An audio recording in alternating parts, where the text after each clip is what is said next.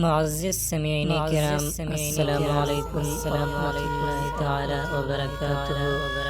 عورتوں کے لیے کس قسم کا میک اپ جائز ہے؟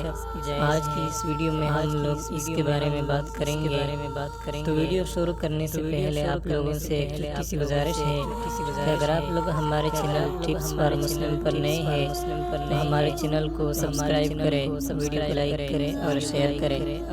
تو چلو چلتے ہیں، ویڈیو کو شروع کرتے ہیں۔ سوال ہے، ہماری خواتین اس بات پر بحث کرتی ہے کہ انسان اپنی خوبصورتی کے لیے میک اپ کر سکتا ہے۔ معلوم یہ کرنا ہے کہ مذہب اسلام کی روح سے خواتین کو یہ بات زیب دیتی ہے کہ وہ بحیثیت مسلمان میک اپ کرے، جس میں سرخی، پاؤڈر، نیل پالش شامل ہے۔ کیا اس حالت میں محفل وعظ میں شرکت کرنا، قرآن خوانی اور نماز وغیرہ پڑھنا صحیح ہے؟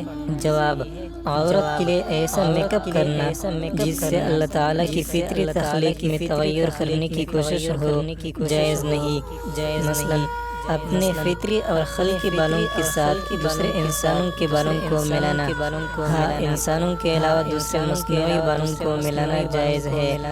اس کے علاوہ میک اپ فطری تخلیق میں تغیر کرنے کے مترادف نہ ہو، وہ اس صورت میں جائز ہے، جبکہ اس میک اپ کے ساتھ عورت غیر محرم مردوں کے سامنے نہ جائے۔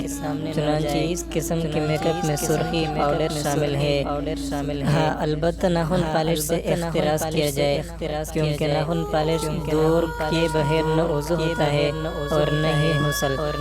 ناخن پالش کو ہر وضو کے لیے ہٹانا کار مشکل ہے، اور جب ناخن پالش کو ہٹائے بغیر وضو یا غسل صحیح نہ ہوگا تو نماز بھی نہ ہوگی۔ اس لیے ناخن پالش کی لعنت سے احتراز لازم ہے۔